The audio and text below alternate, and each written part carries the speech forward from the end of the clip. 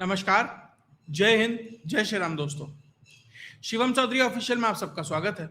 आगे बढ़ने से पहले आप सबसे रिक्वेस्ट है, वीडियो को लाइक कीजिए, चैनल को सब्सक्राइब कीजिए और शेयर करना मत भूलिएगा। पिछले लगभग 20-25 दिन से जंतर मंतर पर जो धरना चल रहा है, अब वो इस बात पर आकर टिक गया है कि कल यानी 20 जुलाई को होने क्या जा रहा है। तो आज इसी बात पर चर्चा होगी कि दरअसल कल 20 जुलाई को इन कॉकरोचों का क्या प्लान है और इसको लेकर सरकार की क्या तैयारियां हैं, कल क्या होने जा रहा है, उसके ऊपर विषय पर चर्चा होगी, क्योंकि बहुत महत्वपूर्ण है कल का दिन।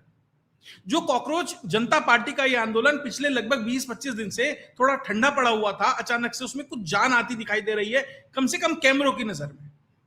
असल में क्या ग्राउंड पे स्थिति है वो अलग बात है, उसके ऊपर चर्चा होगी, लेकिन यहां से और कल यानी अगले 24 घंटे में क्या होने जा रहा है उस पर चर्चा होगी। सरकार की क्या तैयारियां हैं और कॉकरोच ने किन बड़ी बड़ी चीजों का ऑर्डर दे दिया है कल के लिए, और सरकार ने भी टिकैत कहते था ना लाठी गोला करेंगे, तो सरकार ने भी क्या अपना लाठी गोला तैयार कर लिया है, इस विषय पर चर्चा होगी। और साथ ही आज शाम को एक वीडियो करूंगा कि दरअसल सोनम वांगचुक का असली हैंडलर कौन है, कहां से उसके पास पैसा आ रहा था, और इस सीजेपी का असली धुरंधर जमील जमाली या हमजा कौन है, जो अंदर की सारी जानकारियां निकालकर सरकार तक पहुंचा रहा है, वो जानकारी भी सामने लेकर आऊंगा। लेकिन अब बात कल की, अगले 24 घंटे में क्या होने जा रहा है। आप सबको ध्यान होगा, एक खबर आई थी कि अमित शाह ने ऑर्डर दिया है होम मिनिस्ट्री को कि 1975 से 1975 से यानी लगभग पिछले 50-51 साल में जितने भी भारत में प्रदर्शन हुए हैं, सबकी रिपोर्ट निकाल के लाओ। वो कैसे शुरू हुए, किस लिए शुरू हुए, किसने शुरू किए, सारी जानकारियां होम मिनिस्ट्री लेना चाहती थी। क्योंकि मैंने इस साल के शुरू में भी कहा था कि यह साल धरना प्रदर्शन का साल होगा, हंगामों का साल होगा, और यह बात होम मिनिस्ट्री भी समझ रही थी। इसलिए सारा मोडस ऑपरेंडी समझने के लिए कि कैसे कैसे क्या क्या चीजें होती है, ये सरकार जानना और समझना चाह रही थी, क्योंकि उसको भली भांति ये पता था कि आगे होने क्या जा रहा है। क्योंकि आज के समय में पॉलिटिकली, इलेक्टोरली ये किसी भी तरीके से सरकार को हरा नहीं पा रहे हैं। थोड़ा बहुत झटका 2024 में दिया, तो अब घूम फिरकर जिस तरीके से पार्टियां टूटने लगी हैं, अब इनको घबराहट है, अब ये सड़क पर उतरे हैं, और उसी की परिणति ये सीजेपी है। अब सीजेपी में कल क्या होने जा रहा है, इसको समझने के लिए थोड़ा पीछे जाना पड़ेगा। 3 बड़े प्रदर्शन भारत के आसपास हुए, नेपाल, बांग्लादेश और यूक्रेन में हुआ था। ये 3 बड़े प्रदर्शन आप मानकर चलिए, आप इसका मोडस ऑपरेंडी समझेंगे, इसका पूरा का पूरा स्ट्रक्चर समझेंगे, वही एग्जैक्ट यहां हो रहा है। स्टेजेस में समझाऊंगा। तो स्टेज 1, 2, 3 एग्जीक्यूट हो चुकी है, कल स्टेज 4 एग्जीक्यूट होना है। सबसे पहले ये क्या करते हैं, स्टेज 1 एक पूरा माहौल तैयार करेंगे सोशल मीडिया पे कि भैया हमें इस प्रॉब्लम, इस चीज से हमें प्रॉब्लम है। वो एक मुद्दा ढूंढते हैं। नेपाल में मुद्दा मिला, सोशल मीडिया बैन। बांग्लादेश में मुद्दा मिला, शेख हसीना। भारत में मुद्दा मिल गया इन्हें नीट का, और बहुत सारे थे, इन्होंने देखा युवाओं को मोबिलाइज करना है तो नीट का मुद्दा ढूंढ लेते हैं। वो था स्टेज 1 जो सोशल मीडिया पर मोबिलाइज हुआ। नेपाल में और बांग्लादेश में कुछ हद तक उसका रेजोनेंस जमीन तक था, कुछ हद तक उसको पब्लिक महसूस कर रही थी, भारत में भी कर रही है। लेकिन जिस तरीके से सीजेपी वालों ने कहा हमारे 2.25 करोड़ फॉलोअर हो गए हैं, साहब उतना रेजोनेंस नहीं था। वो था स्टेज 1। स्टेज 2 ये था कि अभिजीत दीपके यानी स्टूडेंट्स सड़क पर उतरेंगे। वो भारत आता है, उसे ये लगता है मेरी गिरफ्तारी होगी, लेकिन वो गिरफ्तारी नहीं होती है। वहां पर जो स्टेज 2 है वो फेल हो जाता है। इन्होंने कहा लेकिन भैया आप आगे बढ़ गए हैं, पीछे हट नहीं सकते हैं, तो एक आंदोलन शुरू होता है। फिर उसमें एक सेवियर चाहिए होता है, एक ऐसा व्यक्ति जो न्यूट्रल हो, न्यूट्रल हीरो चाहिए होता है, जो एकेडमिशियन हो सकता है, एंटरटेनमेंट के सेगमेंट में हो सकता है, नॉन पॉलिटिकल होना चाहिए। कोई आर्मी का वेटरन हो, कुछ भी हो, XYZ, पॉलिटिकल ना हो, और वो कोई एक बड़ी ऐसी पर्सनैलिटी हो जो गहरा राज्य हमेशा तैयार करके रखता है। भारत में ऐसे बहुत सारे हैं जो मैक्सेसे और फला फला अवार्ड लेकर घूम रहे हैं, उन्हें कब कहां कैसे इस्तेमाल करना है उन्हें भली बात ही पता है। तो उसमें से एक ऐसे ही न्यूट्रल सेवियर को लाकर उन्होंने बिठा दिया, और उसके बाद वो स्टेज 3 था।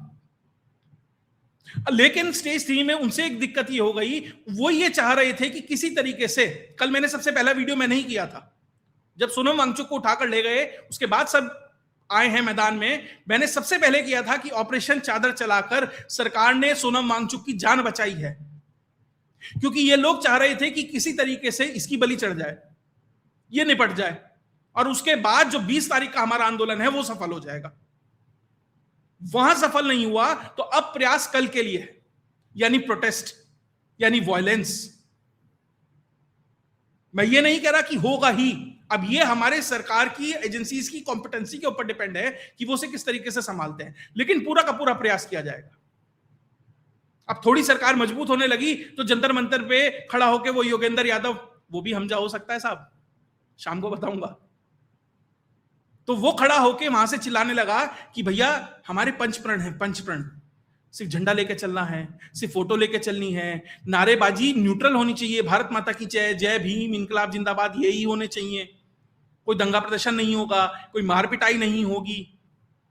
लेकिन ध्यान दीजिएगा, यही बात बांग्लादेश में कही जाती थी और यही बात नेपाल में कही जाती थी, यही यूक्रेन में कही जाती थी। लेकिन यूक्रेन के प्रोटेस्ट में जब इस तरह का प्रोटेस्ट निकला तो प्लांटेड व्यक्ति थे अंदर से जिन्होंने वायलेंस शुरू किया, जैसे किसान आंदोलन में लाल किले पर करने का प्रयास किया गया। निशान साहब को जहां राष्ट्रीय ध्वज लगना था वहां जानबूझकर लगाया गया ताकि एक्शन हो, और कल को भी कुछ ऐसा ही करने का प्रयास किया जा सकता है। बांग्लादेश में जमाते इस्लामी के लोगों को भीड़ में घुसाया गया। मान लीजिए छात्र जा रहे हैं, इनोसेंट छात्र हैं, अपनी मांग को लेकर जा रहे हैं, लेकिन उसमें प्लांटेड व्यक्ति डाल दिए जाएंगे। जमाते इस्लामी डाला गया, नेपाल में डाले गया, और फिर देखिए वहां से क्या हुआ। तो कुल मिलाकर, और जब ये दबाव आएगा, भैया होने नहीं वाला है, वहां पे यही हुआ ये, लेकिन ये मानते हैं ऐसा होगा, सरकार पे दबाव आएगा, सरकार गिरेगी, और उसके बाद वही जो तथाकथित सेवियर है या जो न्यूट्रल हीरो है उसको सरकार सौंप दी जाएगी, जो कहीं ना कहीं प्लांटेड है, कॉम्प्रोमाइज्ड है। ये पूरा का पूरा इनका आइडिया है कि कल क्या करना है। लेकिन इसमें थोड़ी सी दिक्कत हो गई है। जो नेपाल है, बांग्लादेश है, वो बहुत हद तक होमोजेनियस सोसाइटी है, एक जैसे लोग रहते हैं। भारत में इतनी डाइवर्सिटी है कि साहब वहां पे क्या बोल रहा है अभिजीत दिप्के, एक असमी को, बंगाली को, ये आपका तमिल को, मलयाली को समझ ही नहीं आ रहा आधों को तो। लेकिन उसके लिए भीड़ तो इकट्ठी करनी पड़ेगी। भीड़ कैसे इकट्ठी होगी? तो इसमें जितनी भी माओइस्ट ऑर्गेनाइजेशन है कल आपको वहां खड़ी दिखाई देंगी। ऑलरेडी एसएफआई आईसा का स्टॉल वहां लगा हुआ है, ढपली वाले बज रहे हैं, वहां ढपली बजा रहे हैं। यानी जितने भी माओइस्ट हैं, माओइस्ट ऑर्गेनाइजेशंस हैं, उनके छात्र संगठन हैं, आपको वहां दिखाई देंगे। उदाहरण देता हूं, ये ट्रेन की ट्रेवल बुकिंग है, बांद्रा टर्मिनस से ट्रेन चली है, लोग भर के आ रहे हैं। कौन दे रहा है पैसा टिकट के? भाई जिन छात्रों पे, छात्र तो इतना गरीब है कि उसे अपना एग्जाम फॉर्म भरने के लिए घर वालों से पैसे मांगने पड़ते हैं। लंच करना है कॉलेज में तो पैसे मांगने हैं, साइकिल में हवा भरवानी है तो पैसे मांगने हैं, स्कूटी में पेट्रोल डलवाना है तो पैसे मांगने हैं। इतना पैसा इकट्ठा करके, पैसा जोड़कर मुंबई से दिल्ली आ रहा है छात्र, कोई तो फंड कर रहा है ना। उसके बाद जितनी भी इस्लामिस्ट ऑर्गेनाइजेशंस है वो आपको वहां खड़े दिखाई देंगे। जुनैद खड़ा था ना खाना खिलाने के लिए, तो ऐसी ही इस्लामिक ऑर्गेनाइजेशन और ऐसे लोग आपको वहां दिखाई देंगे। आम आदमी पार्टी का कैडर आपको वहां दिखाई देगा, और वो जो नेता जो अपनी इंडिपेंडेंट आइडेंटिटी रखते हैं, भैया जो बीजेपी का नेता है वो मोदी और शाह के नाम पर वोट मांग लेगा, जो कांग्रेस का नेता है वो राहुल गांधी के नाम पर वोट मांग लेगा, जो आम आदमी पार्टी का नेता है वो अरविंद केजरीवाल के नाम पर वोट मांग लेगा। लेकिन जिन नेताओं को अपनी सेल्फ आइडेंटिटी के आधार पर या अपनी छोटी छोटी पार्टियों को आगे बढ़ाना है, वो लोग आपको वहां दिखाई देंगे। वो इस भीड़ को का नेतृत्व करते हुए दिखे, ऐसा करने का प्रयास करेंगे। कुछ अपने लोग भी लेकर आएंगे, जैसे चंद्रशेखर रावण एमपी है नगीना से, वहां पहुंच रहा है, और देखिए कल रात पहुंचा, बाकायदा रात में 12-1 बजे तक वहां बैठा रहा, उनसे मुलाकात की, क्या कह रहा है वो भी देखते हैं।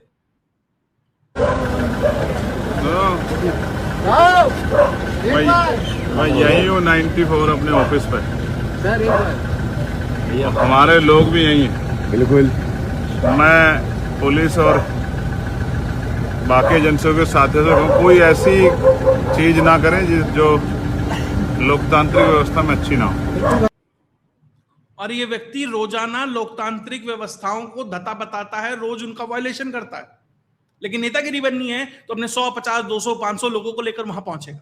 इस तरह के नेता पहुंचेंगे। इकरा हसन है बिजनौर से सांसद, वो पहुंची हैं क्योंकि उन्हें फीमेल आइकन बनना है मुसलमानों में। तो इसका मौके का फायदा उठाना है, ऐसे लोग पहुंचेंगे। इसलिए आपको रात को बहुत सारे लोग मैसेज कर रहे थे कि शिवम जी अब तो भीड़ दिखने लगी है। वो ऑर्गेनिक भीड़ नहीं है, वो इस तरह के लोगों की भीड़ है।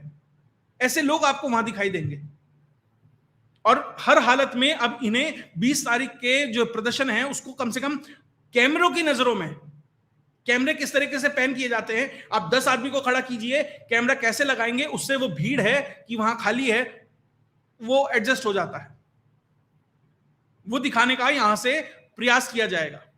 तो इस तरीके से जो भीड़ है उसको मोबिलाइज किया जाएगा। उसके अलावा जो one of the most important institution है इस देश का, आर्मी जैसे संस्थान है, उनसे मांग की जा रही है कि आप रिवोल्ट कर दीजिए। मैं ये नहीं कह रहा कि सीजेपी के बीच में उनके पदाधिकारियों ने की है, लेकिन ऐसा माहौल तैयार किया जा रहा है। इंस्टाग्राम पे तो किस तरीके से बाढ़ आई हुई है वो सबने देखी है, पेड कैंपेन है बाकायदा। वो भी शाम को डिस्कस करूंगा कौन कौन सी एजेंसीज है। पहले भी नाम दिखाए थे, अब बहुत हद तक कंफर्मेशन है तो वहां पे कौन चलाते हैं वो एजेंसीज वो भी बताऊंगा। तो आर्मी जैसे संस्थानों को इंसाइट करने का यानी उन्हें भड़काने का प्रयास किया जा रहा है। Open letter to Indian army, open letter लिखे जा रहे हैं कि सोनम वांगचुक हमारे लिए भूखा मर रहा है, ऐसा हो रहा है, वैसा हो रहा है, आप सरकार का सहयोग मत कीजिए। उसके अलावा सेकंड कमेंट पढ़िए कि इंडियन आर्मी को टैग करके कहा गया है कि आप देश को सुरक्षित रखने के लिए सीरियस हैं तो आपको एक मिलिट्री कू कर देना चाहिए, कब तक गोलियां खाते रहेंगे। इस तरह के मैसेजेस की बाढ़ आ रही है। तो इस तरीके से भीड़ इकट्ठी होगी, ये मैसेजिंग डिलीवर किया जा रहा है। और इसमें देखिए ये आंदोलन खत्म नहीं होगा। मान लो 20 तारीख को सफल असफल जो भी होना है वो एक अलग चीज है, लेकिन इसके बाद ये छोटी छोटी चीजें चलती जाएंगी। और जैसे एक बड़ी नदी में छोटी छोटी धाराएं आकर मिलती हैं ना, तो छोटे छोटे आंदोलनों को अब इस बड़े आंदोलन में बनाने के लिए उसमें ऐड करने का प्रयास किया जा रहा है कि वो आकर यहां मिले। उसका एक उदाहरण है, योगेंद्र यादव ने ट्वीट किया है। आपने देखा था नोएडा और गुड़गांव में किस तरीके से दंगा हुआ था कि मजदूरों ने एक फैक्ट्री में कुछ गलत हुआ था, उस चक्कर में पूरा नोएडा का इंडस्ट्रियल एरिया और गुड़गांव के इंडस्ट्रियल एरिया में जो हंगामा किया था, उसके लिए बाकायदा ये आज जितने सारे फूके हुए कारतूस हैं, प्रशांत भूषण, खुद योगेंद्र यादव, निवेदिता मेनन जो ये कहती थी Kashmir is not integral part of India, वो मैडम नंदिता नारायण जो ये कहती है सिर्फ नाम रहेगा अल्लाह का, ये सारे ऐसे ऐसे जितने फूके हुए कारतूस हैं सबको लेकर वहां पे आंदोलन कर रहा है। और ध्यान दीजिएगा इन्हीं को लेकर ये वापस इस आंदोलन में भी कूदेगा। तो ऐसी छोटी छोटी चीजों को लेकर अब यहां जोड़ने का प्रयास किया जा रहा है। एनसी है, नेशनल कॉन्फ्रेंस, क्या कह रही है कि हम 370 के लिए आंदोलन करेंगे जंतर मंतर पर। तो उसी का एमपी है ये, क्या कह रहा है? 370 के प्रोटेक्शन जो हमें इस कॉन्स्टिट्यूशन ने दिए थे, आज मैं इस मंच से जिसे आप मंच कहते हैं सवाल करना चाहता हूं, क्या आपको कभी भी ये सोचने का मौका दिया गया कि आप ये सवाल करें कि क्या 370 पाकिस्तान के कॉन्स्टिट्यूशन ने दिया था या हिंदुस्तान के कॉन्स्टिट्यूशन? अब यहां 370 भी मांगेंगे, यानी कि सीजेपी के प्रोटेस्ट में माओइस्ट भी दिखाई देंगे, इस्लामिस्ट भी दिखाई देंगे, आम आदमी पार्टी भी दिखाई देंगे, छुटभैया नेता भी दिखाई देंगे, किसान मजदूर आंदोलन से जुड़े हुए लोग भी दिखाई देंगे, 370 की मांग करते दिखाई देंगे। और इस पूरे छात्रों के नाम पर चल रहे आंदोलन को कैपिटलाइज करने के लिए, मोनेटाइज करने के लिए, उसका फायदा उठाने के लिए जितने भी ये यूट्यूब टीचर्स हैं, वो अभिनय मैथ वाला और बहुत सारे ऐसे हैं, वहां मंच पर जा रहे हैं क्योंकि उन्हें पता है फ्री प्रमोशन है साहब। आप लाखों रुपए लगाते, रील बनाते, मेहनत करते, आप जाओ वहां पर, एजेंसियां बैठी हैं इस नाम के लिए कि इस आंदोलन को सफल बनाना है, ये दिखाना है कि वहां फला टीचर भी आए थे, फ्री में रील कट के चल जाएंगी, फ्री में प्रमोशन हो जाएगा, लाखों छात्रों के पास पहुंचेगा क्योंकि ट्विटर, इंस्टाग्राम, फेसबुक, इनका एल्गोरिदम ही इस तरीके से काम कर रहा है। तो आपको पिक्चर बड़ी दिखाई देगी, ये करने का भी प्रयास करेंगे, लेकिन कामयाब कितने होंगे वो एक अलग विषय। लेकिन ये सब कुछ कल करने का प्रयास होगा और कल पता लग जाएगा ये कितने पानी में खड़े हैं। लेकिन और हां, इसके अलावा खबर यह है कि बहुत सारे जो स्विमिंग गॉगल्स होते हैं उसके ऑर्डर दिए गए हैं। क्यों? क्योंकि आंसू गैस के गोले चल सकते हैं। इनको पता है कल जैसे ही संसद सत्र शुरू होगा, पहली बार नहीं है, हर बार होता है, उसके आसपास के इलाके में धारा 144 लग जाती है और किसी की भी वहां पर जो मोबिलाइजेशन है, किसी भी तरह का वहां पे इकट्ठा होना, वो साफ मना हो जाता है। इनको पता है ये करेंगे, पुलिस एक्शन लेगी, लठ भी बजेगा, आंसू गैस के गोले चलेंगे, इसलिए स्विमिंग गॉगल्स खरीदे जा रहे हैं। अब तैयारी देखिए किस बारीकी से की जा रही है। लेकिन वो एक कालजयी वो है ना नारा टिकैत का, लाठी गोला कर देंगे, लाठी गोला, तो सरकार भी अपने लाठी गोला तैयार कर रही है, मांझ रही है अपने हथियार। तैयारी चल रही है।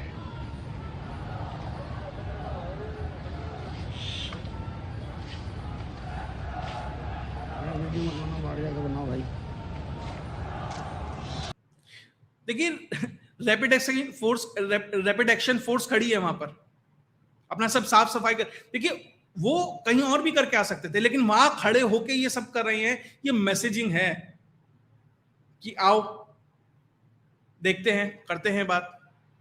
इसके अलावा सरकार क्या कर सकती है? सरकार ये कर सकती है कि जो भी मेन ऑर्गेनाइजर्स हैं उन्हें धीरे धीरे फिल्टर करे, उन्हें धीरे धीरे साइड लगाए, उन्हें तोड़े, उन्हें अलग करे। मान लीजिए कल सोनम वांगचुक उठा लिया, आज रात को 2-4 उठा ले, या 2-4 के पीछे से पेंच इस तरीके से टाइट कर दिए जाएं, क्योंकि हर एक के कबर्ड में स्केलेटन है, यानी हर एक ने कुछ ना कुछ गड़बड़ कहीं ना कहीं कुछ किया होगा। सरकार उन बस प्रेशर पॉइंट्स को दबा दे तो वो धीरे धीरे फिल्टर होने शुरू हो जाएंगे। उसके अलावा जितनी भी बस ट्रेन इस तरह के भर भर के आ रही हैं, अगर कोई आ रही है, हो सकता है ये एक इक्का दुक्का इंसिडेंट हो सकता है कि ये करने का प्रयास किया जा रहा हो। ध्यान दीजिएगा, अन्ना का आंदोलन इससे कहीं ज्यादा ऑर्गेनाइज था, कहीं ज्यादा बेहतर था। उसमें भी Arvind Kejriwal, India against corruption, Anna Hazare, इसके अलावा भी बहुत लोग थे, कांग्रेस और इन सब से अलावा भी बहुत लोग थे, बहुत बड़े बड़े ब्रेन्स थे जो उस समय के इंटेलिजेंस सेटअप के, या कहीं आज के भी इंटेलिजेंस सेटअप के सबसे बड़े ब्रेन्स में से एक हैं, वो भी उसमें इन्वॉल्व थे बहुत हद तक, इसलिए वो चल पाया। लेकिन यहां ये खलियर चल रहे हैं और ये कुछ डीप स्टेट वाले वो जैसे सोचते ना कि जो छोटे छोटे देशों में कर पाए वो भी यहां कर लेंगे, वो उसी तरीके से मानकर इस चीज को चला रहे हैं। इसके अलावा आंसू गैस के गोले चलेंगे और बहुत कुछ भी हो सकता है।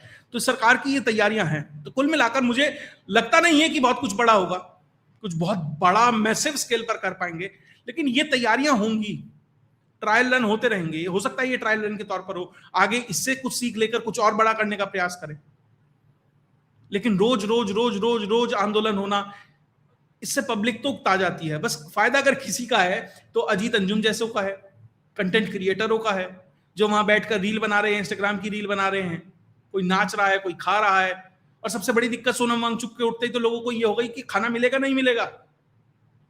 5 स्टार में जो मजा चल रहा था, वहां टेंशन पब्लिक को इस बात की थी कि जो फ्री का, करोड़ों का, लाखों का खाना रोज बट रहा है, वो मिलेगा नहीं मिलेगा। सोनम वांगचुक को तो मिल जाएगा। खैर, क्या होगा, क्या क्या और तैयारियां हैं। और हाँ, खबर यहां तक भी है कि जो कुछ पुलिस स्टेशंस हैं आसपास के, उनको भी टारगेट किया जा सकता है या किया जाने की तैयारी है। इस तरह के इनपुट्स हैं। तो और ध्यान दीजिएगा, जब लद्दाख में वायलेंस हुई थी ना, इसी सोनम वांगचुक ने राजदीप सरदेसाई के शो पर कहा था कि जब पब्लिक एंगर होता है, जब लड़ाई झगड़ा होता है, जब वेंडलिज्म होता है, तो कुछ गाड़ियां फूक जाती हैं, कुछ नुकसान हो जाता है, तो वही जस्टिफाई किया जाएगा कि भैया गेहूं के साथ घुन पिस रहा है। खैर, जो भी होगा आपके साथ लेके आता रहूंगा। अगर आपको वीडियो विश्लेषण अच्छा लगा, वीडियो को लाइक कीजिए, चैनल को सब्सक्राइब कीजिए और शेयर करना मत भूलिएगा। और अगर आप चैनल को सपोर्ट करना चाहते हैं, कंटेंट पसंद आता है और सपोर्ट करना चाहते हैं, तो स्क्रीन पर लगे QR कोड के माध्यम से या फिर चैनल पर मेंबर बनकर भी आप चैनल को सपोर्ट कर सकते हैं। जय हिंद, जय भारत।